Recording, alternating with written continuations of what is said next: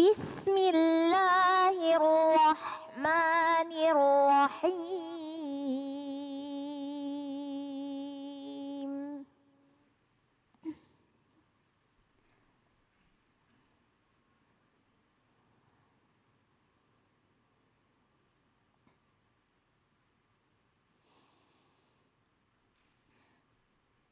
Walau tara idh yatawaffal ladhina kafarul malaikatu yadribuna wujuhahum wa adbarahum wa dhuqu adzabal hariq.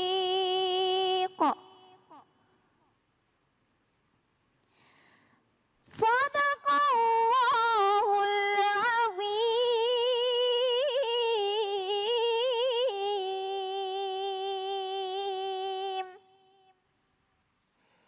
Bismillahirrahmanirrahim. Allahumma salli ala Sayyidina Muhammad wa ala ali Sayyidina Muhammad.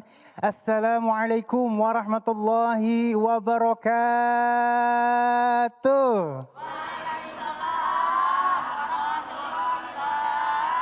Alhamdulillahirrahmanirrahim. Kembali lagi di Cahaya Hati Indonesia. Masya Allah. Mudah-mudahan hari ini banyak ilmu yang kita dapatkan yang akan menyelamatkan kita di dunia maupun di akhirat. Amin. Ya Rabbal Alamin. Baik jamaah yang dimuliakan Allah Subhanahu wa Ta'ala, kita punya 3 tema yang sangat luar biasa. Jangan dilewatin dari awal sampai akhir nanti ya. Yang pertama, persiapan amal untuk alam kubur, Masya Allah ya. Yang kedua, mencari maslahat dari sosmed. Biasanya dapetnya maksiat ya dari sosmed ya. Dan yang terakhir, hukum perselingkuhan. Oh, seru ya Masya Allah ya. Dari awal sampai akhir tetap bersama kami ya. Dan nanti insya Allah kita akan bertemu dengan guru-guru kita yang dimuliakan Allah Subhanahu wa Ta'ala. Al-Habib Gais Abdurrahman Assegaf, dan habis itu juga ada Ustadz Ahmad Ridwan dan ada Ustadz Fikri AZ, dan kita juga akan ngaji yuk bersama guru kita yang dimuliakan Allah Subhanahu wa Ta'ala, Ustadz Abdur Razik. Dan sebelumnya Ali juga ingin memberitahukan kepada seluruh pemirsa di rumah, baik yang ada di rumah maupun di studio, tetap menjaga protokol kesehatan dengan 5M, mencuci tangan menggunakan masker, menjaga jarak, menghindari kerumunan, dan batasi diri untuk bepergian. Kalau nggak penting-penting amat di rumah aja ya. Dan baik, kita sapa dulu yang sudah hadir di masjid. Assalamualaikum. Sehat semuanya?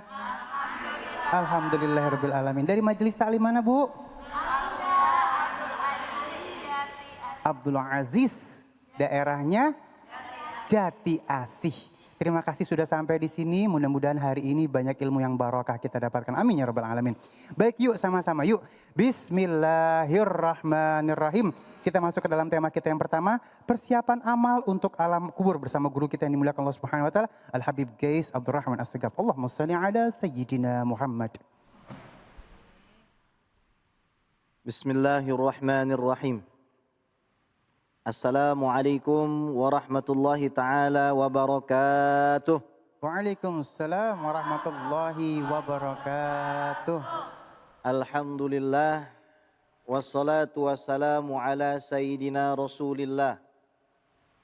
Sayyidina Muhammad Ibni Abdillah wa ala alihi wa sahbihi wa mawalah.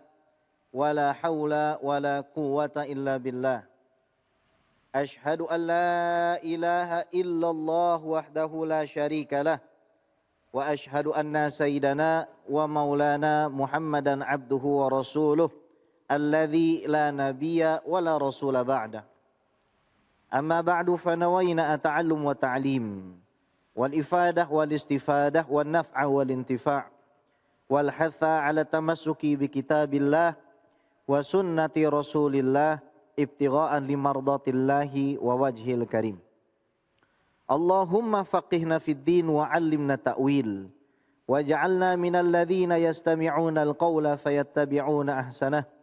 Allahumma arinal haqqa haqqan warzuqna ittiba'ah wa arinal batila batila warzuqna ijtinabah wa adkhilna birahmatika fi ibadikas salihin. Amin ya rabbal alamin. Para pemirsa Cahaya Hati iNews TV yang dimuliakan oleh Allah, beriman kepada al-hayah ba'dal maut, kehidupan yang ada setelah kematian, adalah harga yang tidak pernah bisa ditawar bagi orang yang beriman. Artinya, kita sebagai orang yang beriman tidak sah menjadi orang yang beriman kalau tidak percaya kepada yang namanya kehidupan setelah kematian. Akan tetapi memang faktanya di dalam aliran-aliran yang menisbatkan diri mereka ke dalam agama Islam, mereka yang ada di luar ahlu sunnah wal jamaah meyakini tidak ada azab kubur. Ini adalah sebuah kekeliruan yang nyata dan tidak boleh kita yakini. Di dalam Al-Quran Allah subhanahu wa ta'ala berfirman, Alhaakumut takathur hatta zurtumul maqabir. Alhaakumut takathur artinya kalian ini dibinasakan oleh berlebih-lebihan dan bermegah-megahan sampai kalian datang ke kuburan. Al-Imam At-Tabari ketika menafsirkan ayat ini mengatakan hatta zurtumul maqabir, maksudnya ai idza sirtum ilal maqabir wa dufintum fiha wa fi hadza dalilun ala sihhatil qaul bi'adzabil qabri. Yang dimaksud hatta zurtumul maqabir adalah pada saat kalian masuk ke dalam kubur. Pada saat itulah kita baru akan melihat yang namanya kehidupan setelah kematian. Ini orang-orang yang mati, kata Nabi Muhammad SAW dibagi menjadi dua. Jadi setelah kita membahas bahwasannya wajib kita beriman kepada wujudnya azab kubur, karena Nabi Muhammad SAW sampai mengulang doanya 3 kali, memerintahkan para sahabatnya untuk berdoa, Allahumma inni a'udzubika min azabil qabri. Ya Allah, lindungilah kami dari azab kubur. Karena orang yang sudah meninggal tersebut dibagi menjadi 2. Ada orang yang wafat dalam keadaan husnul khatimah, ada yang wafatnya su'ul khatimah. Yang wafatnya husnul khatimah, kata Nabi SAW, dicabutnya lembut. Sebelum dicabut, dikirim utusan-utusan, yaitu berupa malaikat-malaikat yang harum semerbak, wangi, tampan, ganteng luar biasa dalam wujud yang indah. Kemudian datang malaikat Israel berkata dengan lembut, ya ayyatuhan nafsul mutmainnah, irji'i ila rabbiki radiyatan mardiyah. Wahai jiwa yang tenang, pulanglah kamu kepada Tuhanmu dalam keadaan ridha dan diridhai. Itu nyawa yang keluar, ruhnya orang beriman yang hidupnya sholatnya nggak pernah bolong, yang hidupnya habis untuk membaca Al-Quran, yang hidupnya tidak pernah berlaku pelit dan serakah, suka memberi dan mengabulkan, menyelesaikan hajat manusia, menyenangkan hati umatnya Nabi Muhammad Sallallahu Alaihi Wasallam, maka orang-orang seperti ini ruhnya akan menciptakan harum yang mana keharumannya tersebut memenuhi seluruh bumi. Luar biasa, Bu. Bisa jadi orang itu meninggalnya nggak pakai minyak wangi, tapi karena banyak amal solehnya, ketika wafat, wafatnya dalam keadaan harum semerbak. Setelah itu malaikat-malaikat yang tadi duduk-duduk mendatangi ruh orang soleh tersebut dibalut dengan kain kafan yang wangi langsung dari surga. Dibawa ke langit pertama, disolati oleh seluruh malaikat yang ada di langit pertama. Ajib. Naik langit kedua, disolati oleh seluruh malaikat yang ada di langit kedua. Sambil mereka berdecak kagum, bertanya-tanya, nih orang amalannya apa? Kok sampai harum semerbak begini ruhnya? Sudah melampaui 7 lapis langit sebagai bentuk penghormatan dari Allah. Maka Allah Subhanahu wa ta'ala memerintahkan ruh tersebut untuk dituliskan namanya di Illiyin, Wa ma adraka ma illiyun, kitabum marqum yashhaduhul muqarrabun. Yang dimaksud illiyin ini adalah kitab yang tertulis. Nama orang-orang ahli surga termaktub di situ yang disaksikan oleh para malaikat. Setelah ruhnya tercatat, Allah sudah janji. Saya sudah katakan di dalam Al-Quran, saya ciptakan kalian dari bumi. Kemudian kalian akan dikeluarkan dari bumi dan dikembalikan ke bumi, dibangkitkan di bumi. Maka ruhnya tersebut dikembalikan kemana? Ke dalam kubur. Ini orang soleh dikasih down payment sama Allah. Apa down paymentnya? Orang tuh kalau soleh wafatnya husnul khotimah, ini pertama-tama nih, kuburannya diperluas sejauh 70 hasta. Artinya kita dikasih kamar sejauh 35 meter persegi. Luas nggak? Kamar 35 meter buat satu ini kalau orangnya benar. Ini baru down payment, belum full paymentnya. Setelah itu kita ditanya, ketika nanti sendal peziarah sudah nggak ada lagi, nggak ada yang kedengeran, makanya penting kita ziarah. Ngeringanin siapa tahu ada yang diazab. Maka ketika sudah nggak ada lagi yang ziarah, datang malaikat mungkar dan nakir. Bertanya, mar rabbuka, siapa Tuhanmu? Ini nggak bisa nyontek. Karena kain kafan ini nggak ada kantongnya. Kalau kain kafan itu ada kantongnya, mungkin bisa kita selipkan, tapi nggak bisa. Ditanya, mar rabbuka?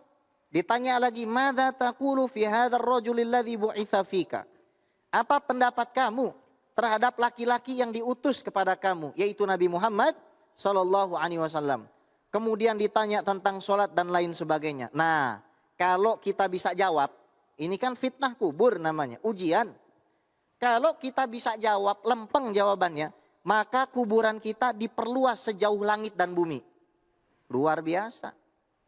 Jadi yang mungkin ketika hidup di dunia tanahnya, rumahnya cuma 4x3, kamarnya itu cuma 2x1.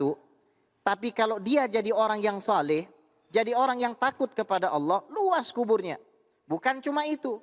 Yang paling nikmat lagi, dikasih satu pintu yang pintu tersebut langsung tembus ke surga. Aroma surga masuk dari situ. Enak banget. Jadi kematian itu betul kata Rasulullah, tuhfatun lil mu'min. Kematian itu bukan sesuatu yang harus kita takutkan karena ia merupakan hadiah dari Allah Subhanahu wa taala kalau kita beriman. Terus dikasih hadiah lagi sama Allah. Apa hadiahnya? Orang-orang soleh itu arwahnya bisa mengunjungi satu sama lain. Misalkan anak meninggal. Ibu mau meninggal, Bu? Mau cepat apa lama? Cinta sama Allah enggak? Pengen cepat enggak ketemunya? Ibu lahir hari apa? Hari Sabtu. Biasanya yang hari Sabtu nanti Selasa, Bu. Misalkan saya meninggal hari inilah. Kemudian Bang Ali ini, Habib Ali ini meninggal besok. Karena insya Allah kita sama-sama orang soleh, nanti bisa saling tazawur. Bisa saling mengunjungi satu sama lain. Dikasih lagi hadiah sama Allah apa di kuburan? CCTV. CCTV-nya keluarga kita yang masih hidup. Kita bakal bisa ngelihat anak sholat. Bisa ngelihat anak puasa. Nikmatnya luar biasa. Begitu tontonannya orang kalau beriman meninggalnya. Sekarang yang mati su'ul khotimah ngeri. Ini orang biasanya mati su'ul khotimah gara-gara pelit bin medit bin kikir bin buntut gasiran. Ini orang model kayak begini jangankan duit. Dosa aja kalau ente minta nggak dikasih sama dia. Kita kalau minta dosanya dia, ini saking pelitnya orang nggak bakal dia kasih. Dicabutnya paksa. Begitu keluar ruhnya baunya semerbak. Dibungkus dengan kain kafan yang berbau busuk, dibawa ke 7 lapis bumi. Setelah itu dikembalikan di kuburnya, sempit kuburnya. Anda tahu, orang kalau zalim, kalau mati dalam keadaan yang tidak diridhoi oleh Allah Subhanahu wa taala, apalagi keluar dari agama, itu ditemani bukan malaikat yang baik, tapi diberikan 99 tinin. Tahu tinin? Tinin itu satunya ular berkepala 7. Tinin itu satunya 7 ular, 1 ular berkepala 7. Jadi 99 dikali 7 dikali 7 berapa jumlahnya? 77 dikali 7, 53.000 kepala ular. Mematuknya sampai hari kiamat. Na'udzubillah. Datang Mungkar dan Nakir bertanya, "Man rabbuka?" Gara-gara nggak pernah sholat, gara-gara nggak pernah puasa Ramadan, nggak bisa jawab. Yang terjadi apa? Dihantam dengan palu oleh malaikat Mungkar dan Nakir di telinganya, maka ruh tersebut berteriak dengan teriakan yang sangat dahsyat yang didengar seluruh alam, yang nggak bisa dengar cuma manusia sama jin saja. Gimana caranya, Beb? Supaya kami ini selamat dari azab kubur. Pertama, jangan pernah tinggalkan sholat 5 waktu. Karena kita ini kalau sholat 5 waktunya dijaga, sebenarnya nggak punya dosa seumur hidup. Karena kata Nabi SAW, as-shalawatul khams, sholat 5 waktu. Wal jum'ah ilal jum'ah, Jumat yang satu dengan Jumat yang lain. Wa Ramadan ila Ramadan, Ramadan yang satu dengan Ramadan yang lain. Mukaffiratun, akan menghapuskan dosa. Idzajtunibatil kabair, kalau kita bisa untuk menjauhi dosa besar. Mudah-mudahan menjadi ilmu yang bermanfaat. Amin. Ya Rabbal Alamin. Masya Allah, guru, terima kasih ilmunya ya. Mudah-mudahan kita jadi istiqomah guru. Kadang-kadang ada orang kan sebaik-baiknya nasihat adalah kematian. Tapi ada yang bilang gini, ngapain sih lu ingat-ingat mati jadi parno nih gitu. Nah itu gimana sih untuk nyikapin itu guru? Iya, baik.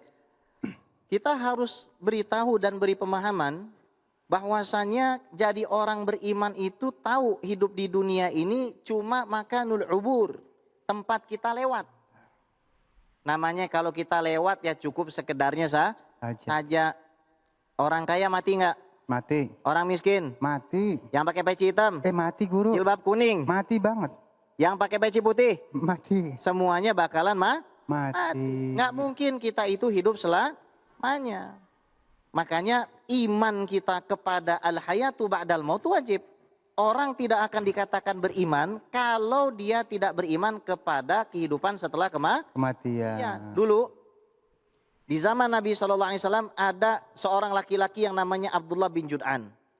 Abdullah bin Jud'an ini dia punya kuali, kalau kita mau lihat kualinya harus naik tangga. Itu kuali dia pakai buat masak makanan, dia kasih ke orang-orang yang haji dan umroh. Secara logika ini orang bisa jadi masuk surga. Tapi kata Nabi, Siti Aisyah, ini orang ahli neraka. Kok bisa ya Rasulullah? Karena dia tidak pernah percaya kepada kehidupan setelah kematian. Masya Allah. Jadi harus hati-hati, Bib. Kalau ingkar kepada kehidupan setelah kematian, tidak ada bedanya dengan ingkar kepada Allah. Masya Allah, terima kasih ya Habibi ilmunya. Baik jamaah yang dimuliakan Allah Subhanahu wa taala, kita akan masuk ke dalam tema kita yang selanjutnya, yaitu mencari maslahat dari sosmed. Insya Allah akan disampaikan oleh guru kita yang dimuliakan Allah Subhanahu wa taala, Al Ustadz Ahmad Ridwan. Jangan kemana-mana, tetap bersama kami di Cahaya Hati Indonesia. A'udzu billahi minasy syaithanir rajim.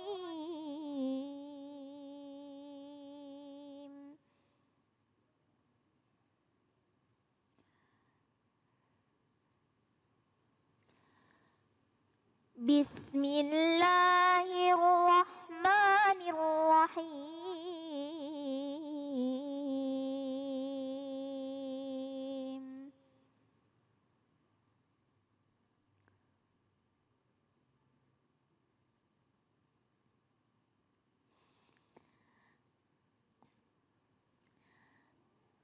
ولا تفسدوا في الأرض بعد إصلاحها وادعوه خوفا وطمعا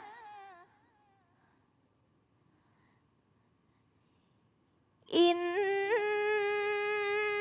رحمة الله قريب من المحسنين.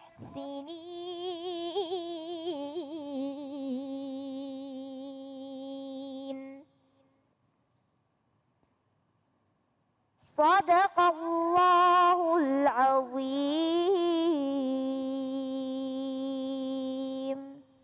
Maha benar Allah dengan segala firman-Nya. Masya Allah, terima kasih Kaila. Berkah selalu ya Kaila ya. Baik, jamaah yang dimuliakan Allah Subhanahu wa taala, kembali lagi di Cahaya Hati Indonesia. Ibu masih semangat? Bu? Bu? Apa dengkul? Udah tekuk kiri tekuk kanan ya.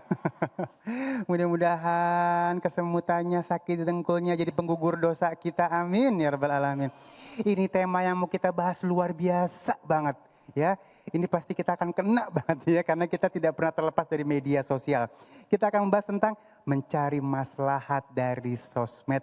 Insya Allah akan disampaikan oleh guru kita yang dimuliakan Allah Subhanahu wa taala, Al Ustadz Ahmad Ridwan. Namun sebelum kita bertemu dengan guru kita yang dimuliakan Allah Subhanahu wa taala, Al Ustadz Ahmad Ridwan, kita lihat yang satu ini.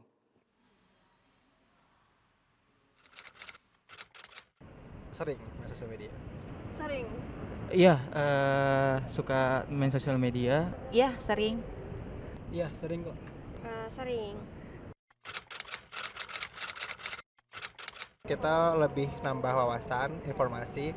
Cuman nggak sedikit juga itu yang toxic buat diri sendiri. Kayak kalau ngelihat yang seumuran kita yang lebih dari kita tuh kayak suka nge-compare diri sendiri gitu.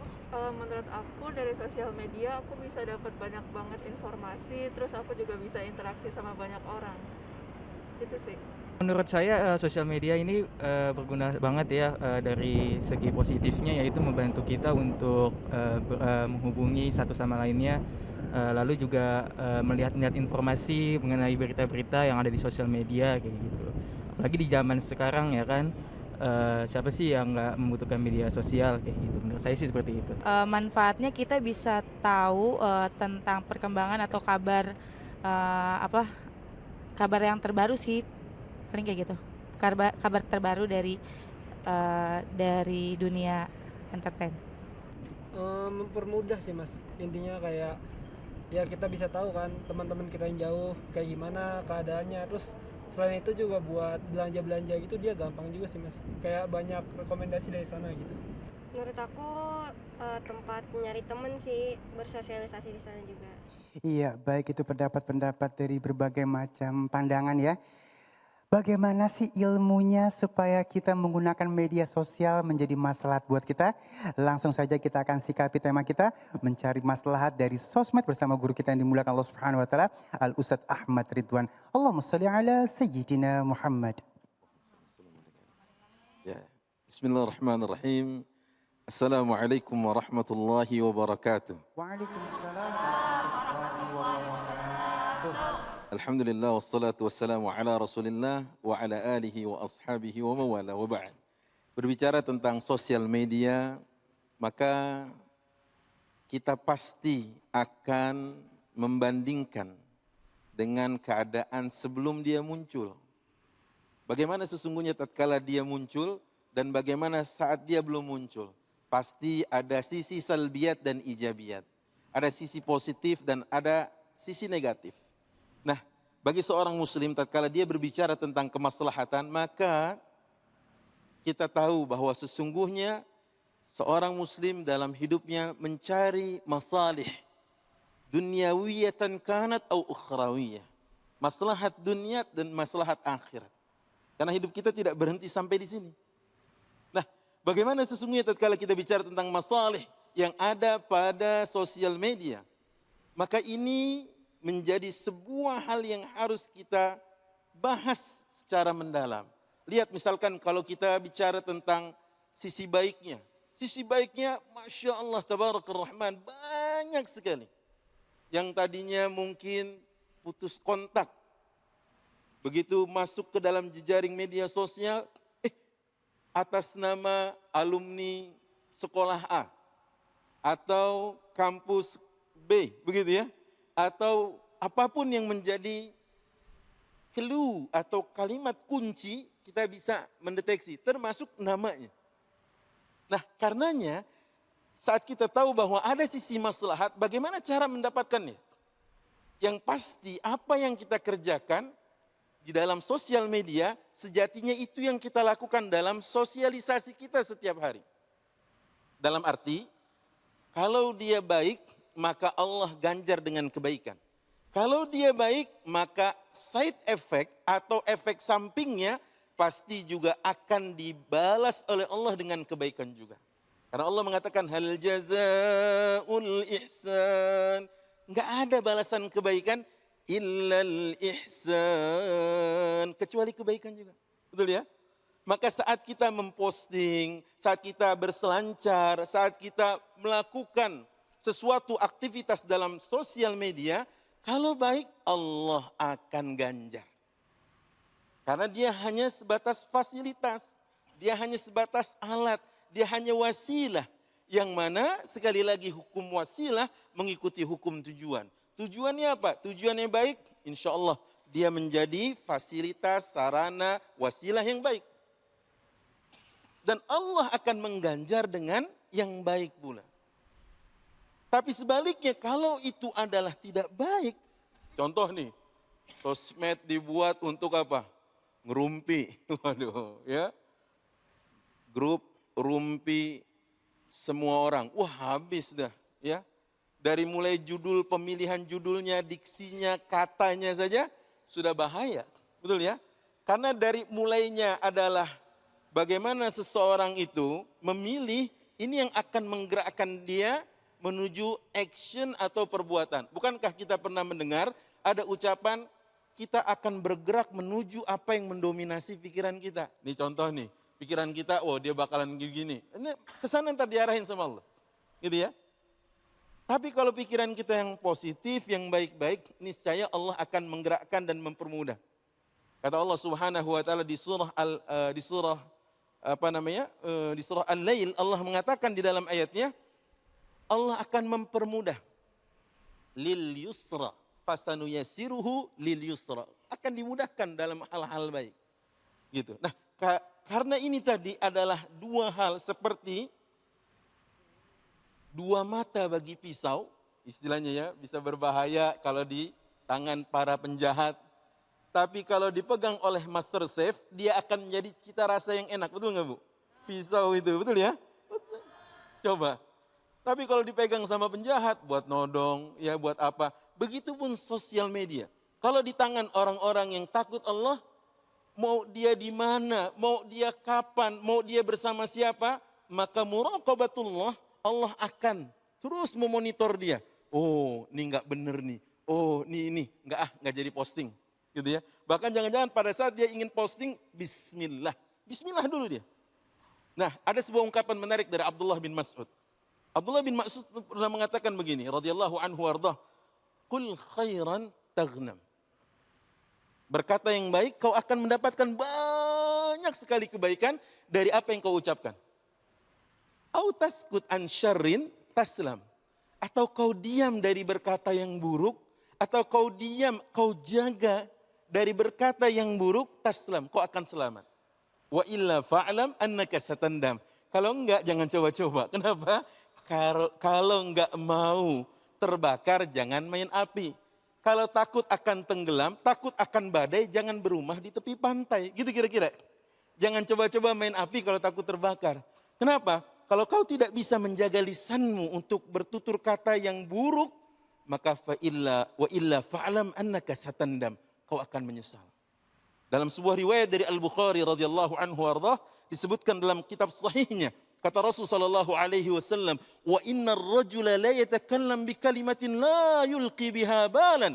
Ada seseorang yang kalau dia upload, dia posting, dia ngomong, dia komen, la yulqi biha balan, enggak dia gubris panjang, enggak dia pikirin efeknya. Apa kata Rasul sallallahu alaihi wasallam?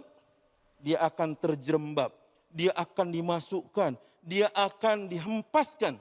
La yulqi biha balan. Apa katanya?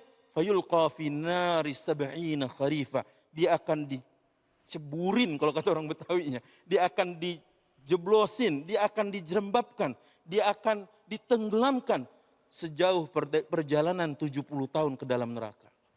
La ilaha illallah. Ngeri enggak, Bu? Ngeri banget.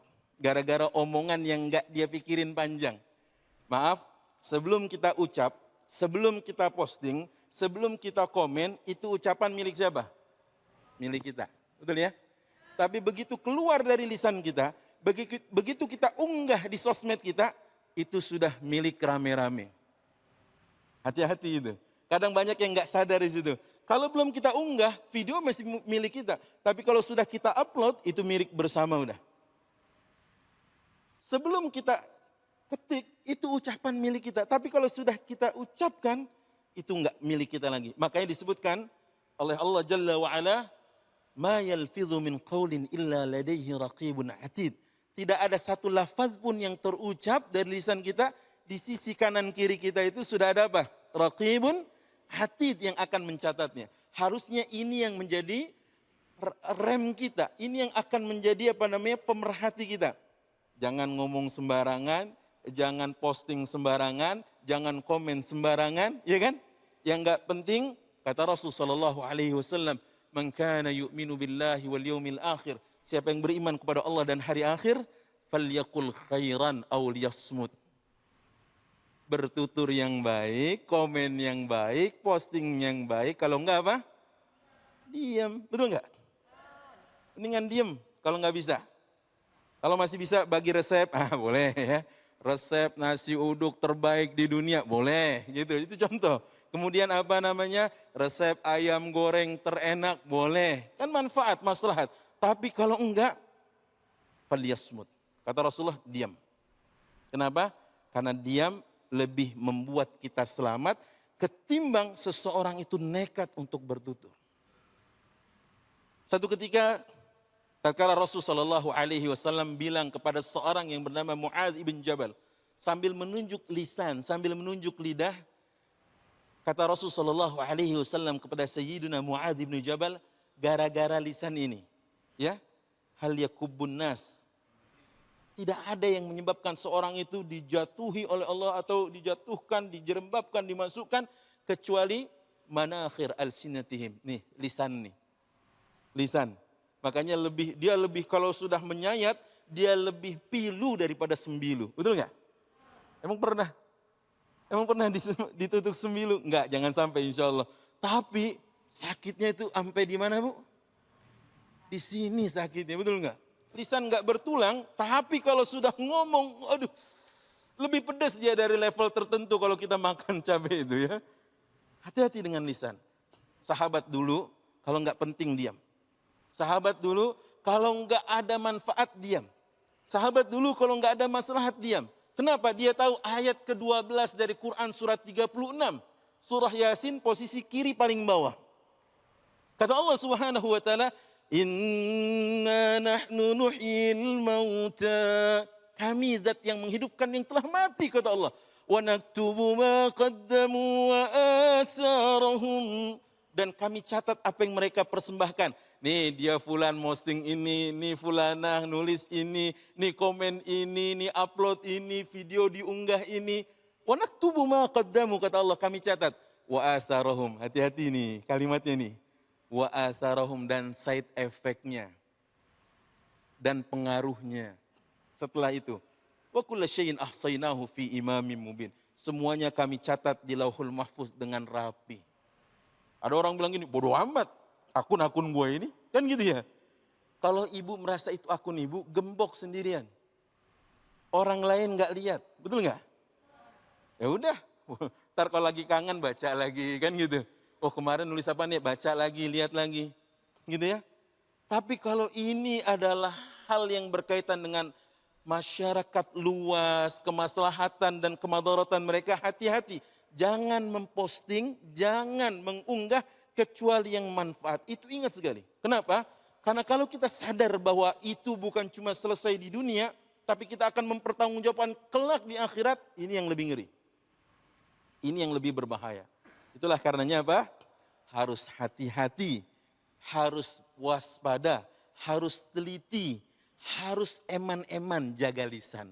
Begitu Bang Ali, ya. Wallahu a'lam bishawab. Baik, Masya Allah ya, kadang-kadang memang media sosial ini bisa jadi ladang amal, bisa jadi ladang maksiat, dosa ya Guru ya. Malah jadi dosa jariah. Benar. Udah gitu yang namanya jejak rekam media sosial atau elektronik tuh nggak pernah putus, kan ada terus. Ya Allah. Apalagi kalau sudah di-download orang. Aduh, Aduh. susah kita, susah beneran deh. Nih ibu nih melakukan tindakan auzubillah min dzalik, orang udah download 2 juta orang. Download. Aduh gimana? Habis itu kesimpen terus ya. Ya Allah, kita Aduh. bahkan udah meninggal nih Bang Ali. Heeh. Udah meninggal nih kita belum sempat ngapus-ngapus, ngeri gak Bu?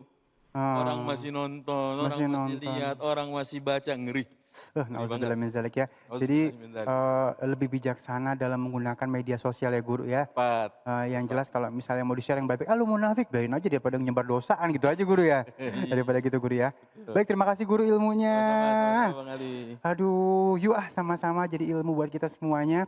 Sehingga akhirnya kita lebih bijaksana dalam menggunakan media sosial. Dan kita juga bijaksana dalam menyikapi media sosial ya. Baik, ini dia nih. Kita akan membahas tentang hukum perselingkuhan. Masya Allah. Yang insya Allah akan dibahas oleh guru kita yang dimuliakan Allah Subhanahu Wa Taala, Al Ustadz Fikri Aziz. Jangan kemana-mana. Tetap bersama kami di Cahaya Hati Indonesia. Kembali lagi di Cahaya Hati Indonesia, kita masuk ke dalam tema kita yang ketiga. Pasti pada nungguin ya, saya juga. Kita akan membahas tentang hukum perselingkuhan. Jeng jeng, oh gitu ada lagunya Bu ya, Masya Allah. Baik, mudah-mudahan kita terhindar dari perselingkuhan ya. Yang insya Allah akan dibahas oleh guru kita yang dimuliakan Allah Subhanahu Wa Taala, Al Ustadz Fikri Aziz. Allahumma sholli ala Sayyidina Muhammad. Assalamualaikum warahmatullahi wabarakatuh. Waalaikumsalam warahmatullahi wabarakatuh. Bismillahirrahmanirrahim. Alhamdulillahi rabbil alamin. Wal aqibatu lil muttaqin. Wassalatu wassalamu ala asyrafil anbiya'i wal mursalin. Sayyidina wa habibina wa syafi'ina wa maulana Muhammadin sallallahu alaihi wasallam wa ala alihi wa sahbihi ajma'in, amma ba'du. Pertama, yang paling utama, marilah kita panjatkan puja dan puji syukur kehadirat Allah Subhanahu Wa Taala. Alhamdulillah atas limpahan rahmat dan nikmatnya lah kita dapat berkumpul, bermuajahah, bersilaturahmi dalam rangka yaitu pengajian. Mudah-mudahan langkah kita dicatat sebagai amal kebaikan di sisi Allah Subhanahu Wa Taala. Amin ya Allah ya Rabbal.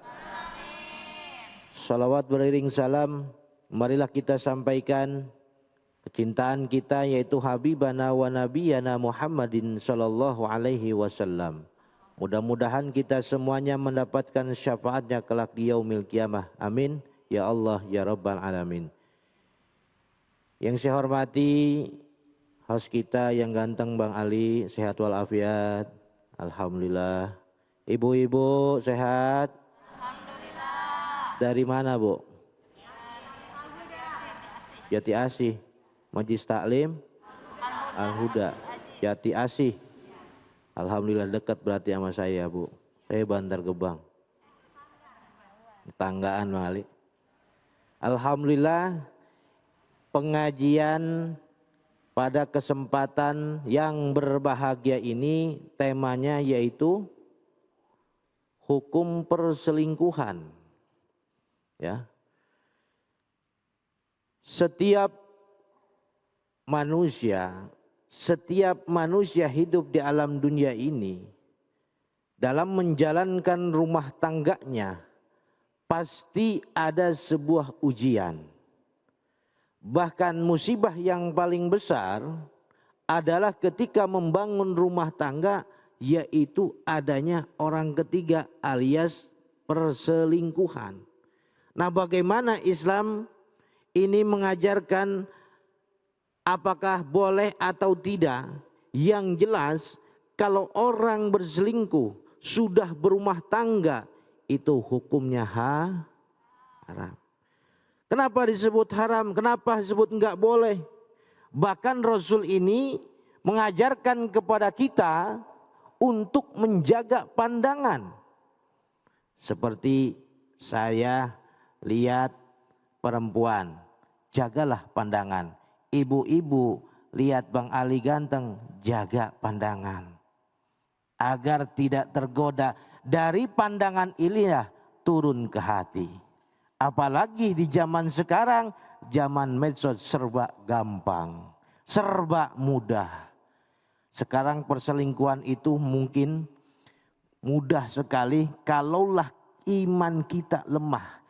Kalaulah niat tujuan nikah kita membangun rumah tangga ini untuk apa? Apa karena Allah? Apa hanya karena rupanya saja atau karena nafsu? Ya, makanya sangat disayangkan kalaulah perselingkuhan ini terjadi dalam rumah tangga. Karena kenapa? Orang yang berselingkuh pastinya Bu, serius amat ya. Ngantuk apa lapar?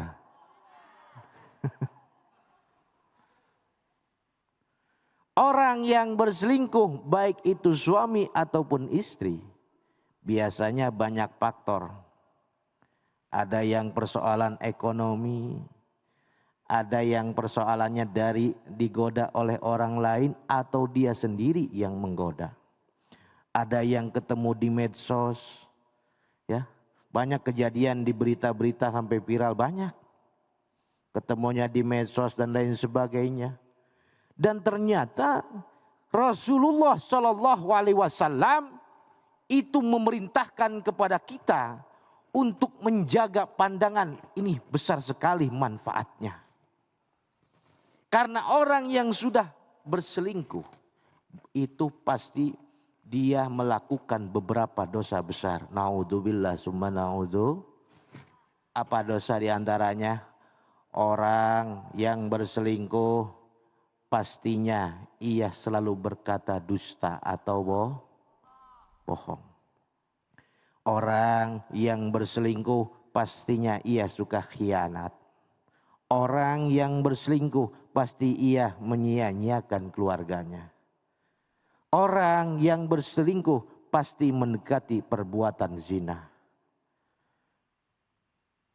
Satu di antara dosa yang dilakukan oleh perselingkuhan, walaupun tidak diketahui oleh pasangan atau keluarganya, orang yang berselingkuh tidak ketahuan, Allah tetap tahu.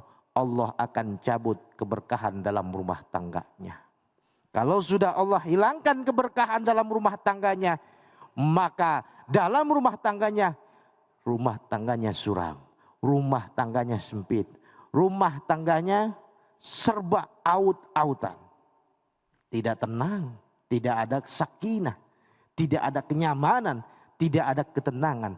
Bahkan keberkahan rezekinya dijauhkan oleh Allah Subhanahu wa taala. Allah angkat. Naudzubillah summa naudzu. Jadi itu satu. Orang yang berbuat perselingkuhan selalu berkata bohong. Sedangkan orang yang berkata bohong, dusta, dalam sebuah hadis baginda Rasulullah SAW dikatakan termasuk tanda-tanda orang munafik. Tempatnya di mana? Fidarkil asfal, yaitu neraka yang paling keraknya. Yang paling keraknya. Kalau zaman nyantri emang nungguin kerak. Kalau lagi kita masak keliwet tuh, keraknya enak. Kalau keraknya neraka. Nah, ayatul munafiki salasun. Tanda-tanda orang munafik kata Nabi ada berapa? Tiga. Yang pertama idza haddasa kadzaba, yang pertama apabila ia berbicara ia berdusta.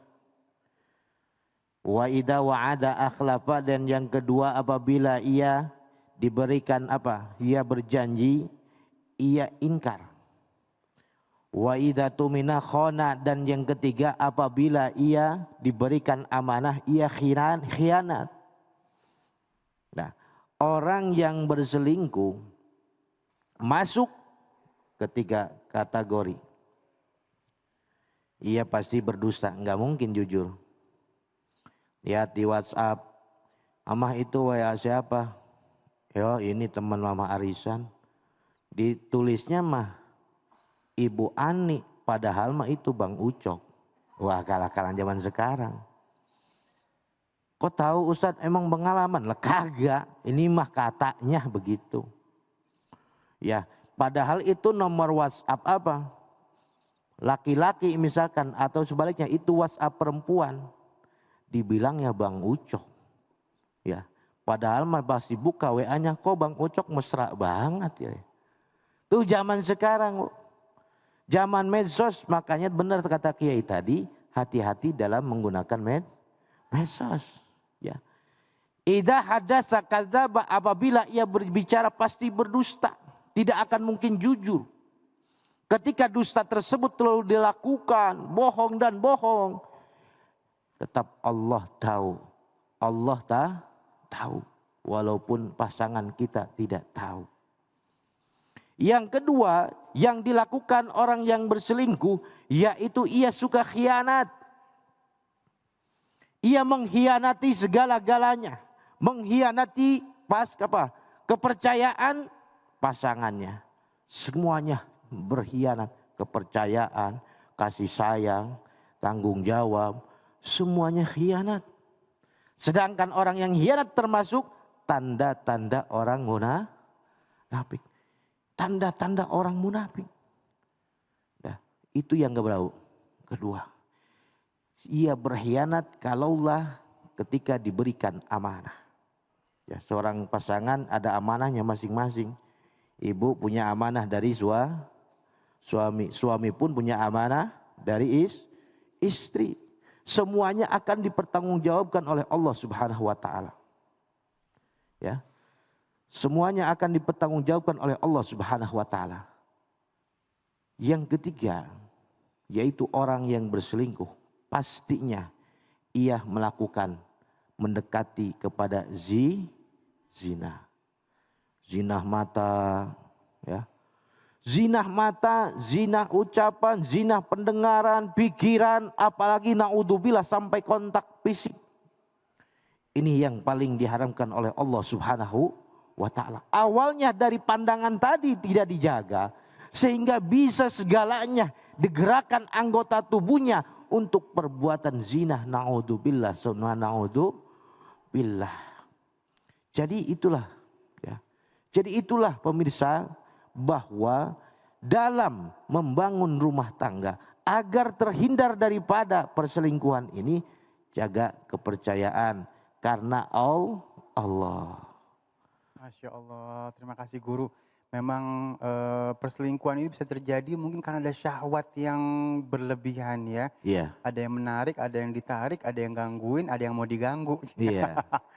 Nah kalau misalnya udah begitu kasihan, yang pasti ada yang disakiti guru ya. Iya. Nah kalau udah disakitin jadi PR, bakalan kayak kertas yang udah diremek-remek nggak bisa bersih lagi. Jadi mudah-mudahan kita semua terhindar dari perselingkuhan ya guru ya. Ya, amin ya Allah. Ada yang bilang gini, daripada lu selingkuh mendingan lu udahin sama gua. Iya. Iya, sampai perceraian. Iya. Korbannya anak-anak ya sih. Korbannya anak-anak ya. Sehingga perceraian tersebut timbul karena perselingkuhan tadi. Orang ketiga kalau zaman sekarang mah ya. Orang ketiga. Kan orang yang berselingkuh itu pasti menyakiti bukan hanya sepihak saja.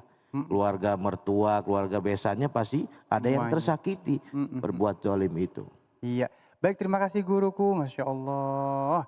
Ya Allah, aku berlindung dan kami semua berlindung kepadamu dari perselingkuhan ya. Mudah-mudahan kita tetap setia dan tetap sayang kepada pasangan kita. Baik, jamaah yang dimuliakan Allah Subhanahu wa taala, sesaat lagi kita akan melengkapi kesempurnaan hari ini dengan memperbaiki bacaan Al-Qur'an kita. Tetap bersama kami di Cahaya Hati Indonesia. Kembali lagi di Cahaya Hati Indonesia. Terima kasih yang sudah mengirimkan pertanyaan melalui media sosial kita. Dan baik, ini Masya Allah ada beberapa pertanyaan yang sudah kita siapkan. Dan nanti buat seluruh jamaah yang hadir di sini juga boleh bertanya ya. Sebentar Ali pilihin dulu ya. Baik, ini yang pertama mohon kesediaannya guruku yang dimuliakan Allah Subhanahu wa taala, Al Habib Gais Abdurrahman Assegaf. Ini dari Ameng 66, Masya Allah. Makasih Ameng udah kirimin pertanyaannya ya. Assalamualaikum. Waalaikumsalam warahmatullahi wabarakatuh. Saya mau bertanya. Iya silahkan. Apakah mereka yang saling memanggil nama temannya dengan nama samaran termasuk tidak menghargai pemberian sebuah nama? Oh, jadi kayak dulu Ani dipanggil Ali Kopling, nah, gitu kan ya. Karena orang sering naik motor kopling. Nah ini gimana nih guru? Silakan guru. Baik, jazakumullah khair. Izin Ustaz Ahmad Ridwan. Yang pertama, asal dari segala suatu amalan itu di dalam muamalah adalah boleh. Al aslu fil asya al ibahah. Boleh asalnya.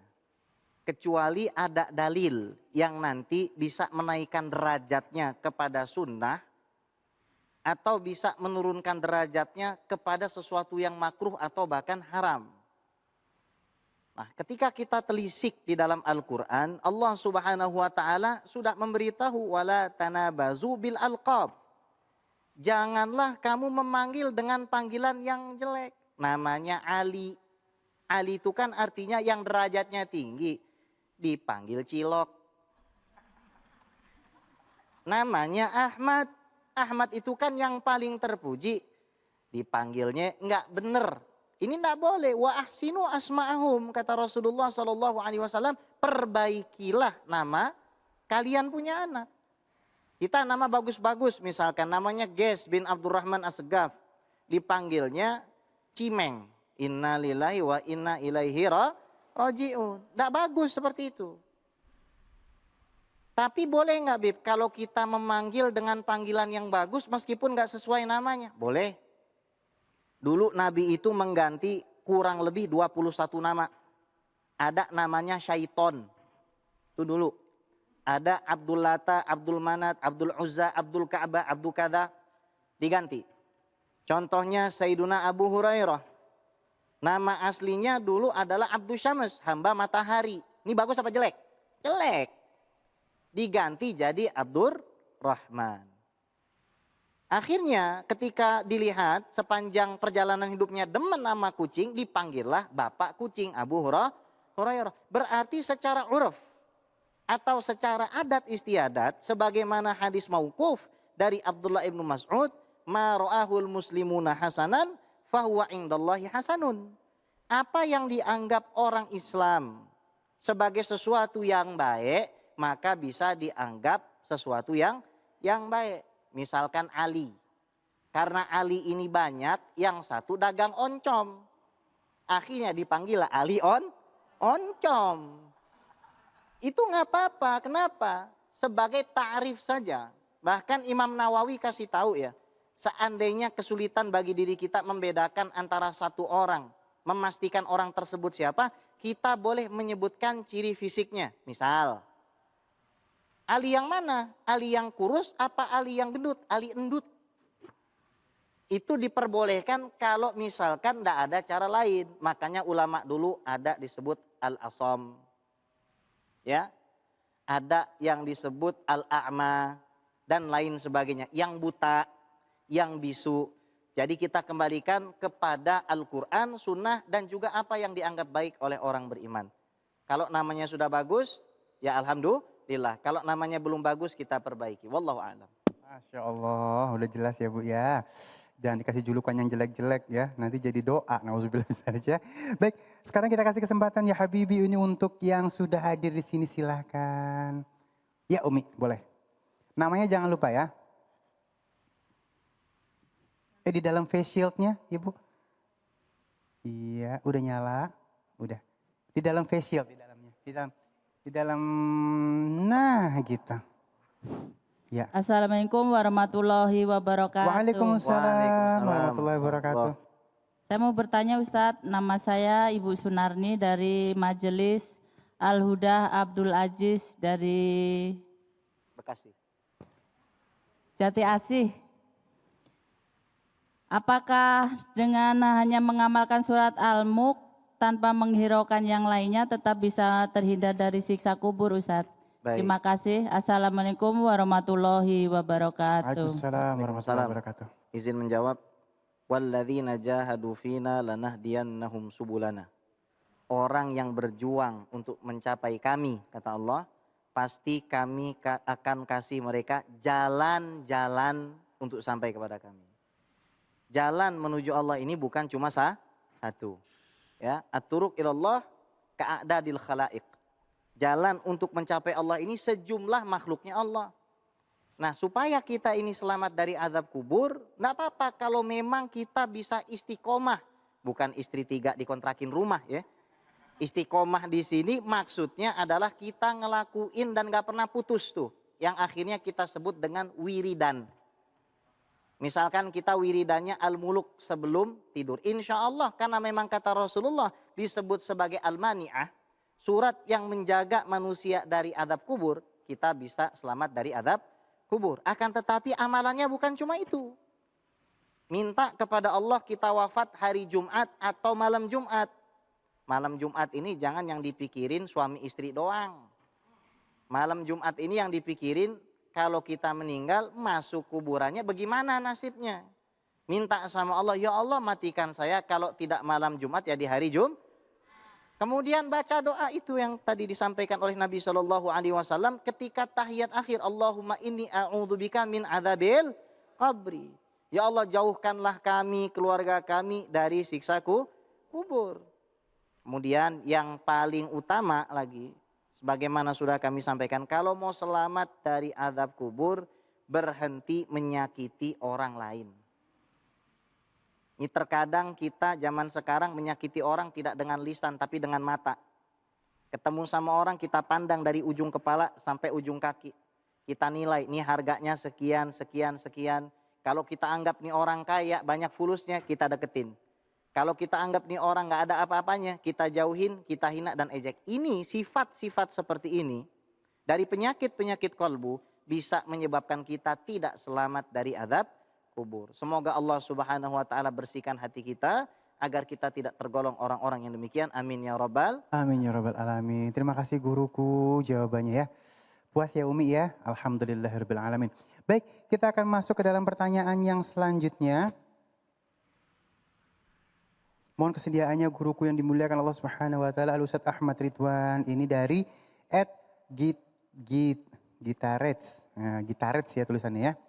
Assalamualaikum. Waalaikumsalam warahmatullahi wabarakatuh. Saya mau bertanya, kalau kita posting foto muka kita tuh hukumnya apa ya? Terus kalau kita dikasih efek-efek biar cantik atau ganteng bagaimana ya guru? Silakan guru. Izin Habib. Bismillahirrahmanirrahim. Bagaimana hukumnya memajang foto? Ini hukumnya seperti yang dikatakan hukum asalnya, segala sesuatu yang berkaitan dengan perkara keduniaan boleh. Hukum asal. Kemudian nanti bisa berubah dengan ada faktor lain. Contoh bisa menjadi wajib. Kapan? Bila mana ia berkaitan dengan keidentitasan kita. Misalkan KTP, paspor, kan gitu ya. Nah SIM, ini semua ini apa? Berkaitan dengan identitas. Kebayang nggak? Kalau kemudian di situ nama lengkap, semua lengkap, begitu lempengan foto, ditulis anti foto. Ini bahaya kan gitu. Nah tetapi juga akan menjadi tidak boleh. Kenapa? Karena lil wasaili hukmul ghayah. Wasilah mengikuti hukum tujuan. Hukum tujuannya apa misalkan? Tujuannya untuk membangkitkan syahwat lawan jenis. Kemudian menebar fitnah. Nah, ini jadi nggak boleh. Kenapa? Karena wasilah menuju apa yang Allah larang, apa yang Allah tidak bolehkan. Nah disitulah kemudian kenapa menjadi tidak bolehnya, karena tadi. Nah ini yang disebut oleh para ulama dengan sadduz dzara'i. Mencegah hal-hal yang sangat mungkin terjadi dan itu efeknya tidak baik. Jadi hukum asalnya boleh. Apalagi kalau dia berkaitan dengan sebuah identitas gitu ya. Ini bisa menjadi wajib. Bahkan di beberapa tempat misalkan di beberapa negara yang mana mungkin gitu ya. Yang perempuannya, yang muslimahnya bercadar nih Bang Ali. Bisa saja ditanggalkan kan gitu. Demi untuk mengabadikan identitas tadi. Wallahu a'lam gitu. Baik, Masya Allah ya. Jadi sesuai dengan kegunaannya guru ya. Benar. Jangan sampai ngumbar syahwat. Ya Allah, gara-gara begitu dosanya multi level nyampe mur nauzubillah min zalik. Ya, nauzubillah min zalik jangan sampai ya. Baik, yang selanjutnya kita kasih kesempatan buat Umi untuk bertanya. Yang mana? Oke, siap. Silakan. Jangan lupa namanya ya. Gak apa-apa, dibuka dulu boleh. Assalamualaikum warahmatullahi wabarakatuh. Waalaikumsalam warahmatullahi wabarakatuh. Nama saya Ibu Marhamah, biasa dipanggil Mami Ica. Mau bertanya ya Ustadz, bagaimana cara menasehati orang di media sosial secara baik? Masya Allah, tabarakallah rahman. Ya, pertama saya ucapkan jazakillah khair. Pertanyaannya bagus sekali. Menasehati orang lain di media sosial. Ini media sosial memang ini jadi apa ya? Jadi tren kekinian. Ini juga berkah dari Allah Subhanahu wa taala. Pada saat kita bicara sesuatu di media sosial, yang mengakses bukan tetangga satu RT ruangan, ya kan? Bukan tetangga satu RW, satu kelurahan doang. Tapi apa? Orang di berbagai negara. Begitu. Makanya yang harus kita perhatikan dan kita lihat secara seksama adabnya. Mau menasehati, mau posting, mau upload, mau apa, adabnya. Termasuk cara kita memberi nasihat kepada orang lain. Misalkan tidak dalam bentuk direct. Apa itu direct? Langsung. Tidak dalam bentuk langsung kalau dia ada di grup. Nih ibu-ibu kan ada nih bikin nih grup WhatsApp contohnya. Grup pengajian A atau grup warga kampung Bojong gitu ya. Ntar ada lagi tuh di bawahnya. Grup warga kampung Bojong pencinta bubur. Nah contoh tuh. Makin ke bawah makin kecil. Grup warga kampung Bojong pencinta bubur diaduk. Kan gitu tuh. Ada lagi makin mengerucut. Nah kalau memang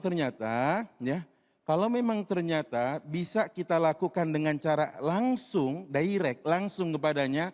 Dengan tanpa menyinggung, maaf dulu. Bilang assalamualaikum, tutur kata yang baik. Ya kan? Dengan cara yang baik juga. Kadang-kadang kan tulisan tergantung suasana hati pembaca. Kita nulisnya sambil senyum loh. Tapi suasana hati pembacanya nggak pas. Kurang ajar nih orang nih. Kan gitu kan ya.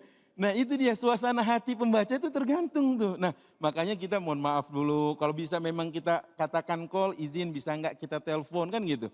Itu kalau memang kita punya akses untuk bisa langsung.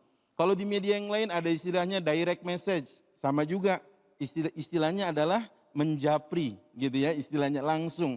Tapi kalau yang sifatnya kita ingin posting, misalkan dia ada di feed atau ada di mana contohnya begitu, tanpa harus menyebut nama, tanpa harus menyebut merek, tanpa mengumbar aibnya. Tapi kita berikan dia dengan cara yang santun, dengan cara yang cerdas, mungkin itu akan menjadi lebih kena nantinya. Tugas kita menyampaikan, ya, tugas kita menyerukan. Nah nanti yang mengubahnya Allah. Ibrahim alaihissalam, Abul Anbiya, pernah satu ketika setelah merampungkan pembangunan Ka'bah, Allah bilang apa? Ya Ibrahim adzin finnas. Wahai Ibrahim serukan mereka semua berhaji semuanya ke tanah ini. Nabi Ibrahim sempat tanya, ya Allah begitu ya kalau bahasa kita sekarang, kan nggak ada nih yang namanya TV nggak ada, YouTube nggak ada, sosial media nggak punya. Bagaimana bisa nyampe ini gitu kira-kira? Apa kata Allah? Innama alaikal adhan wa alainal balagh. Tugasmu serukan aja. Yang menyampaikan ke hati mereka aku, kata Allah. Jelas ya? Jadi udah, misalkan urusannya gini. Dia kalau ngaji, bikin pengajian sendiri. Padahal Ustadz lagi ada, Habib ada gitu kan, pemateri lagi ada ngomong. Dia di belakang bikin pengajian lagi. Ada pengajian dalam pengajian. Nah, kira-kira gimana ini ya? Kalau memang ada foto, foto yang bisa mungkin kita unggah, mungkin ada potongan trailer atau ada video yang bisa kita tayangkan dengan maksud dan tujuan, caranya juga yang santun, mudah-mudahan sampai kepada dia. Cuma kadang kita langsung nyebutin merek, orangnya pakai di-mention, orangnya pakai dicolek, orangnya pakai di-tag. Ini yang kadang-kadang bikin orangnya tersinggung. Ah ini payah nih orang nih ya kan. Padahal nomor handphone punya. Iya. Ya kan, kadang punya hobi sama. Goes bareng, jalan bareng, jogging bareng. Kagak pernah dia sampein. Di publik habis nama kita di situ disebutin. Nah ini Bang Ali. Jadi emang harus ada cara yang smart, cara yang benar-benar hati-hati. Cara yang benar-benar santun untuk itu. Wallahu a'lam bishawab. Masya Allah, mungkin Habib ada yang ditambahkan, memang kadang-kadang orang yang nulis status kita yang merasa kesinggung juga ya. Ini jangan-jangan nasihatin gue nih. Oh, kenapa mesti di status nih gitu kan. Ini gimana nih Guru nih? Izin Ustadz Ahmad Ridwan. Ada 5 hal yang Anda harus pegang. 1, sidqun niyah. Pastikan niatmu benar. Kalau niatmu salah, dosa.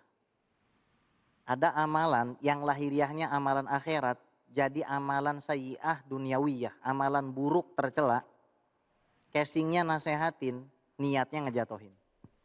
Itu hati-hati banget itu. Sampai dalam Sahihul Bukhari, hadis innamal a'malu binniyat itu diulang 9 kali. Jadi Imam Bukhari itu mengompres 100.000 hadis ke dalam 7.275 hadis, kata Imam Ad-Darqani dalam Fathul Qaribnya. Tapi dari pengulangan-pengulangan itu ternyata hadis innamal a'malu binniyat itu salah satu yang paling banyak diulang. Berarti masalah niat ini penting. Kalau nggak ada niat, wudu bukan wudu, cuma cuci muka sama cuci kaki. Yang kedua, ikhtiyarul amkinah wal azminah al mulaimah wal munasibah. Kita harus memilih waktu, tempat dan platform yang baik. Kata Imam Syafi'i, man wa'adha akhahu sirran faqad nasahahu wa zanah, wa man wa'adha akhahu jahran faqad faddahahu wa syanah. Kalau kita nasihatin orang di ruang lingkup yang private, maka kita sudah memberikan perhiasan dan keikhlasan. Baik nggak? Baik. Kalau kita niat salah, kemudian cara menyampaikannya di depan publik, meskipun begitu banyak ayat dan hadis yang lancar keluar dari lidah kita, dari lisan kita, kita sudah merobek kehormatannya. 3, tarkul mira, tinggalkan debat kusir. Kata Nabi SAW, kama rawahu Tirmidzi, ana za'imun bi baitin fi rabadil jannah liman tarakal mira'a wa in kana muhiqqan. Saya jamin satu rumah di ujung surga, siapa saja yang bisa meninggalkan perdebatan yang tidak manfaat meskipun dia benar, meskipun Anda benar. Yang keempat, fokus sama amal. Kata Imam Ma'ruf Al-Karhi, beliau mengatakan, idza ahabballahu ta'ala ahadan. Kalau Allah Subhanahu wa taala sudah cinta kepada Anda, grup Anda, keluarga Anda, fataha alaihi babal amal wa aghlaqa alaihi babal jadal. Allah tutup pintu perdebatan, Allah luaskan pintu amal. Nah, yang terakhir yang paling penting, ayyakuna alal ukhuwah, harus dengan cinta dan kasih sayang serta persaudaraan. Dulu Imam Syafi'i, Muhammad bin Idris, beliau ini kalau debat orang itu sampai malu ketemu sama beliau. Saking kerennya Imam Syafi'i itu. Ada orang namanya Abu Yunus, dihabisi sama Imam Syafi'i argumennya sampai malu. Imam Syafi'i ini nggak pernah nantang debat, tapi kalau ditantang debat pasti menang. Sama Imam Syafi'i ditunggu di luar masjid. Abu Yunus mana? Kenapa kok selama ini menghindari saya? Begitu Abu Yunus keluar dari masjid, dikejar Imam Syafi'i, dipeluk dan dibisikkan satu kalimat indah yang selalu terngiang dalam hati saya. Apa kalimatnya, Bu? Halla yastaqimu lana an nakuna ikhwana wa illam nattafiq fil mas'alah.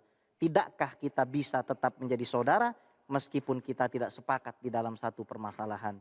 Niat yang benar, pilih tempat waktu yang baik, tinggalkan debat kusir, fokus dengan amal, dan tanamkan cinta dalam hatimu. Insya Allah apapun yang terjadi di media sosial, kamu adalah pemenang di sisi Allah. Masya Allah, terima kasih guru-guruku yang dimuliakan Allah Subhanahu wa taala. Semoga kita semakin bijaksana di dalam menggunakan media sosial ya. Baik, dan sesaat lagi kita akan melengkapi kesempurnaan hari ini dengan ngaji bersama guru kita yang dimuliakan Allah Subhanahu wa taala ya. Jadi siapkan Al-Qur'annya. Jangan kemana-mana, tetap bersama kami di Cahaya Hati Indonesia. Kembali lagi di Cahaya Hati Indonesia. Udah disiapin Al-Qur'annya? Udah pastinya ya. Yuk ngaji yuk. Ayo.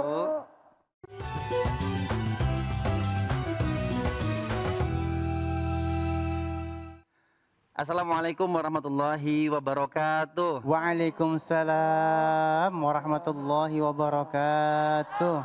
Luar biasa semangat-semangat nih, Masya Allah. Bismillah, alhamdulillah, wassalatu wassalamu ala rasulillah, amma ba'du. Ngaji yuk. Ayo. Belum kompak ah, ngaji yuk. Ayo. Cakep. Baik, langsung saja. Saya melanjutkan pada episode yang lalu.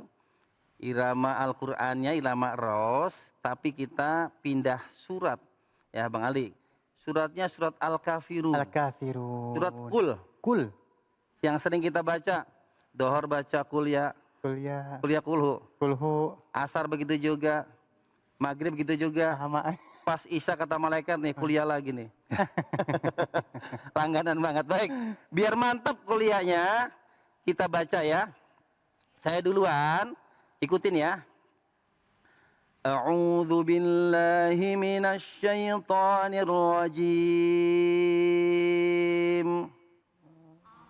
A'udzu billahi minasy syaithanir rajim.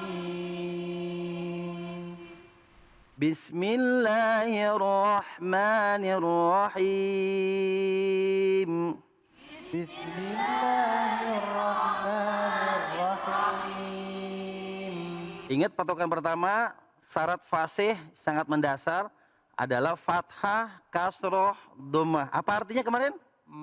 Fathah tuh apa? Mangap, nyengir, monyong. Nah, monyong. kalau ngaji kagak mangap, nyengir, monyong, mengali, kagak jelas. Kagak jadi ya. Iya, bismillahirrahmanirrahim. Nah, kagak jelas. Ya. Jadi bismillahirrahmanirrahim. Bismillahirrahmanirrahim. Iya, di sebelah saya juga sudah siap. Wah, qoriah remaja nih. Remaja tahun 70 ya. Ya, dengan ibu siapa, Bu? 61. 61. Dengan ibu siapa 61? Soalnya di sini bergema emang ya. Namanya kira 16, dibalik ya 16 ya. Namanya siapa, Bu? Haja Nesa. Haja? Nesa. Haja Esa. Nesa. Oh, Haja Nesa. Siap ngaji, Bu? Siap. Siap banget, siap aja. Ketawa deh. Semangat Bang Ali, Masya Allah. Ikut ya. Lanjut ya. Qul ya ayyuhal kafirun. Qul ya ayyuhal kafirun. La a'budu ma ta'budun.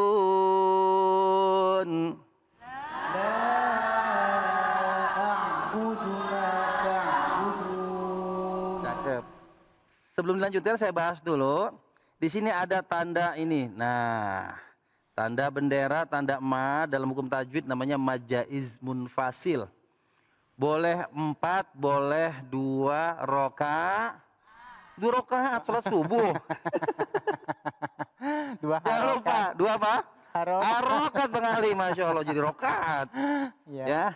Jadi panjangnya boleh 2, boleh 4, tapi arahkan 4. 4 harokat, bukan rokaat ya pemirsa. Ingat ya, ada tanda seperti ini. Nah ya, ini panjangnya 4 harokat, arahkan seperti itu. Jadi gini, qul ya ayyuhal kafirun. 2, 3. Qul ya ayyuhal kafirun. Nah, pas kafirun ini boleh 6, boleh 4, boleh 2. 2 apa? Harokat, jangan rokaat. Nah, pilihannya afdolnya 6 harokat. Nah, ya 6 harokat, namanya mad arid lis sukun, ya. Mad tobi'i, kemudian bertemu huruf hidup yang diberhentikan. Nah ini, huruf hidup yang diberhentikan, naknya. Asalnya kafiruna, 2 harokat saja. Tapi ketika diberhentikan boleh 2, boleh 4, boleh 6. Kita pakai yang 6. Siap? 4 dan 6 ya. Qul ya ayyuhal kafirun. Tuh 2, 3. Qul ya ayyuhal kafirun. La a'budu ma ta'budun. La a'budu ma ta'budun. Lanjut bawahnya. Wala antum 'abiduna ma a'bud. Wala antum 'abiduna ma a'bud. Ya, diperhatikan pemirsa di rumah juga, kalau ada tanda seperti ini lagi, panjangnya berapa? Boleh 2, boleh 4. Arahkan ke 4 harokat. Nah ini jangan lupa antumnya ini ikhfa, ikhfa hakiki. Dalam ilmu tajwid tepatnya adalah ikhfa akrob. Ikhfa samar dengan mendengung, akrob dekat. Nunnya dekatkan kepada ta. Bukan antum, tapi antum. Suara nun sukunnya nyaris kepada huruf ta. Ngerti Bu? Kok bengong? Antum. 2, 3. Antum. Baik. Sekarang kita tes nih qori'ah kita. Bu Haji, siap? Baca wala antum. Wala antum ya? Iya, ayat 3. Bismillah dulu ini. Lagunya. Wala antum abiduna ma a'bud. Wala antum abiduna ma a'bud. Bu, bisa mangap nggak? Ma, coba. Tuh 2, 3. Ma A'bud. Sekali lagi. Mangap yang jelas. Wala antum abiduna ma a'bud. Nah, lumayan jelas. Lanjut ya. Kita lanjutkan ayat selanjutnya. Iya. Rumus 2 ya. Wala ana abidum ma abadtum. Tuh 2, 3. Wala ana ma'abadtum. Di sini ada ana, ananya ada alifnya. Tapi dalam huruf tajwid di sini ulama sudah ngasih tanda, Bang Ali. Ada tanda lingkaran kecil, ada sifir di situ. Ini menandakan tidak boleh dibaca panjang ananya. Alifnya tidak berfungsi secara ilmu tajwid, dia tidak berfungsi sebagai mad. Jadi dipendekkan ya, hati-hati Bu. Ya jangan wala, ana, a. Ini ada alifnya Ustadz. Enggak. Memang betul ada alifnya, tapi alifnya tidak dibaca panjang. Paham ya? Saya contohkan. Wala ana abidum ma'abadtum. 1, 2, 3. Wala ana abidum ma'abadtum. Boleh Bang Ali coba? Wala ana abidum ma'abadtum. Ma-nya panjang ya. Ma'abadtum. Oh ya. Wala ana abidum ma'abadtum. Dumnya dipanjangin dong. Dum ada itu gombe gunnah. Mim di tum terakhir ya. Betul. Wala ana abidum ma'abadtum. Satu ayunan aja. Ma'abad, jangan itu kepanjangan. Ma'abadtum. Segini. Ma'abadtum. Ma'abadtum. Nah, segitu, cakep. Ibu-ibu, wala nak 1, 2, 3 bareng-bareng. Wala an'abtum ma'abadtum. Bu Haja Nesa.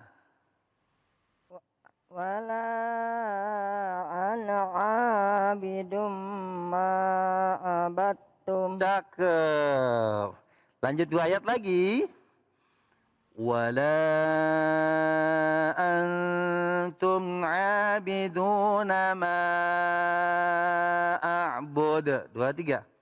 Wala antum abidu ma a'bud.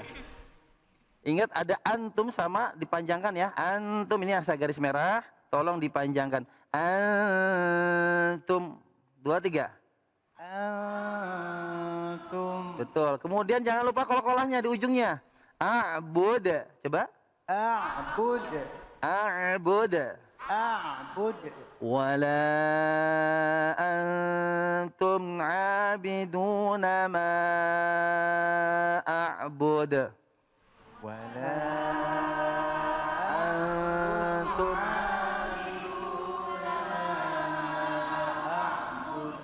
Ibu-ibu ada yang mau coba? Mau dong, masa nggak mau? Ayo di tangan. Nah, udah pegang mic nih, udah deket mic. Bu, boleh Bu, pegang micnya Bu. Iya, dengan ibu siapa? Yuk biar semangat yuk. Ngaji yuk. Ayo. Nah, begitu. Coba baca Bu. Wala, rumus 1. antum abiduna ma a'bud. Sekali lagi Bu. Wala antum. Tuh 2, 3. Wala antum abiduna ma a'bud. Iya lumayan. Sekarang ikuti saya. Yang terakhir. Lakum dinukum waliyadin. Lakum dinukum waliyadin.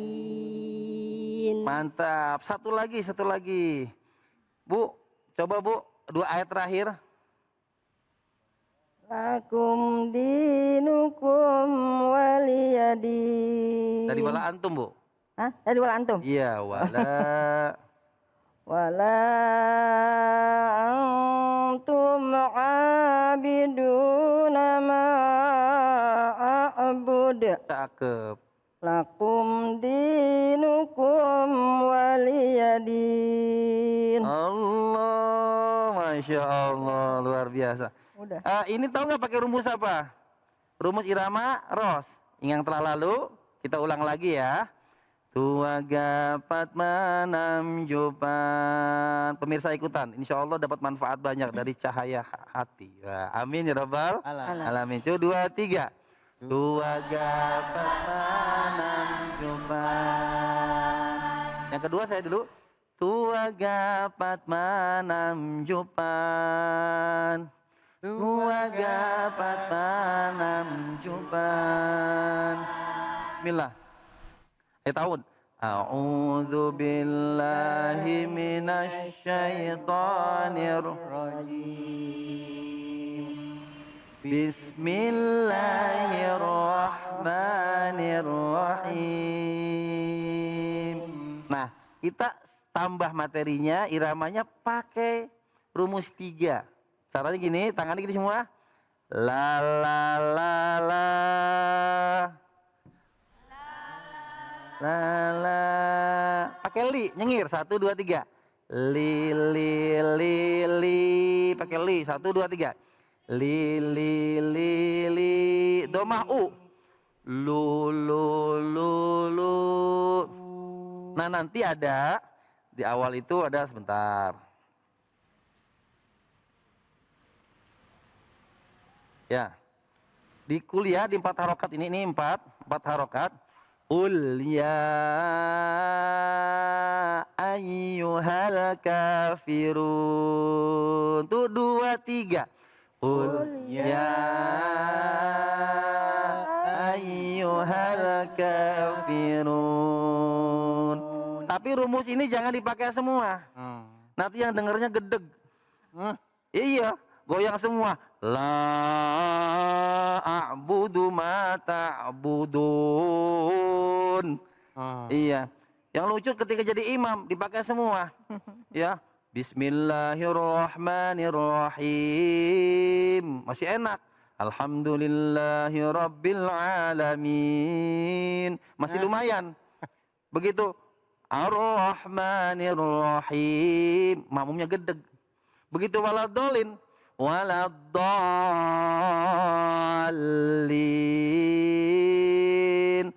Makmumnya amin. Nah, jadi kata Nabi, zayyinul Qur'an bi aswatikum. Hiasi Al-Quran itu dengan suaramu. Dihiasi bukan dimain-mainin, dilaguin bukan lagu-laguin. Jadi serasanya kagak pantas jangan dilakukan. Lanjut. Bang Ali coba rumus 3. Rumus 3 pas. Kul ya ayyuhal kafirun. Wih, cakep Masya Allah. Sebelumnya udah bisa belum? Belum. Langsung dapet ya, langsung nangkep. Acara cahaya hati jadi dapat ilmu. Amin ya Allah. Langsung jadi Masjidil Haram. Oh ya Allah, amin ya Allah. Soalnya ini kalau suaranya ditinggiin, ini jadi gaya Abdurrahman As-Sudais. Qul ya ayyuhal kafirun. Kayak gitu. Masya Allah. Masya Allah. Baik ya. Nah kita lagi, baca lagi. Rumus 3 Bu. Qul ya. 1, 2, 3. Qul ya ayyuhal kafirun. Kaknya jangan panjang-panjang. Kafirun gitu. Kafirun. Sekali lagi. Qul ya. Qul ya ayyuhal kafirun. Cakep, Masya Allah. Ini gampang apa mudah? Gampang dan mudah. Oke, pemirsa, saksian terus ya. Acara ngaji yuk di Cahaya Hati. Insya Allah materi ngaji yuknya ini mudah-mudah, gampang-gampang, mudah ditiru insya Allah. Begitu Bang Yandri ya? Iya, tapi karena waktunya habis ya. Insya Allah kita ketemu lagi. Pantang terus di Cahayati. Iya, terima kasih guru ilmunya. Sama-sama, barakallah. Mudah dimengerti dan langsung jadi bacaan kita jadi lebih baik lagi ya. Jangan kemana-mana, tetap bersama kami di Cahaya Hati Indonesia. Assalamualaikum warahmatullahi wabarakatuh. Alhamdulillahirrahmanirrahim. Jadi kesimpulan pada pengajian kali ini bahwa dalam membina rumah tangga agar tidak terjadi menghindari daripada perselingkuhan, maka seorang istri dan suami itu harus saling terbuka antara satu dengan yang lainnya. Dan tujuan nikah adalah niat ibadah karena Allah. Insya Allah kalau sudah niatnya ibadah, maka segala apapun rintangan yang akan dihadapi insya Allah semuanya akan lulus. Ya, semuanya akan mendapatkan hidayah, petunjuk dari Allah Subhanahu wa Ta'ala. Sekian, terima kasih. Wassalamualaikum warahmatullahi wabarakatuh. Lisan memang tak bertulang, tapi lisan ini bisa mengakibatkan banyak hal. Ada orang bisa saling bunuh karena lisan. Ada orang karena lisan akhirnya terenggut haknya. Ada orang yang baku hantam karena lisan. Ada karena lisan suami istri bercerai. Ada karena lisan adik dan kakak tidak saling tegur. Karena bahaya lisan ini, bahkan lisan mampu berbuat sesuatu yang tidak dikerjakan oleh anggota tubuh. Apa itu? Melakukan ucapan syirik, melakukan dan membaca mantra-mantra. Jaga lisan, karena itu keselamatan.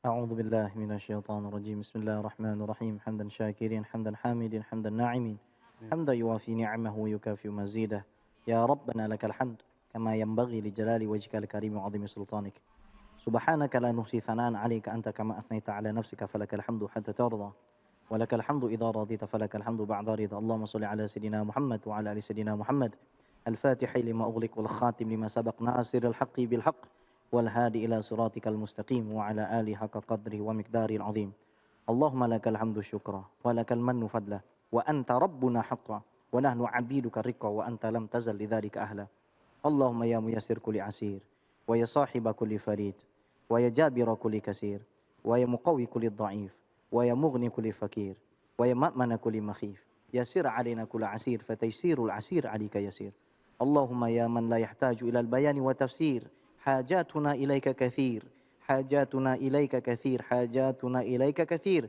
وأنت عالم بها وبصير وخبير اللهم إنا نخاف منك ونخاف ممن يخاف منك ونخاف ممن لا يخاف منك اللهم بحق من يخاف منك نجني ممن لا يخاف منك برحمتك يا أرحم الراحمين وصلى الله على سيدنا محمد وعلى آله وصحبه أجمعين والحمد لله Rabbil Alamin. Masya Allah. Terima kasih guru-guru yang dimuliakan oleh Allah Subhanahu wa Ta'ala. Al-Habib Gais Abdul Rahman As-Segab, Al-Ustadz Ahmad Ridwan, Al-Ustadz Fikri AZ, dan Ustadz Abdul Razik. Terima kasih juga untuk Kaila. Terima kasih juga untuk seluruh jamaah yang ada di studio dan jamaah yang ada di rumah. Dan tetap jaga protokol kesehatan dengan 5M, mencuci tangan, menggunakan masker, menjaga jarak, menghindari kerumunan, dan membatasi diri untuk bepergian. Kalau nggak penting-penting amat, di rumah aja ya. Baik, saya Ali Zainal undur diri. Assalamualaikum warahmatullahi wabarakatuh.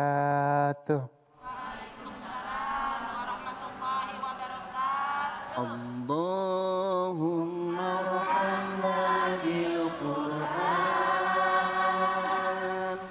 waj'alhu lana imaman wa nuran wa rahmah. Allahumma zakkirna minhu ma nasina وعلمنا منه ما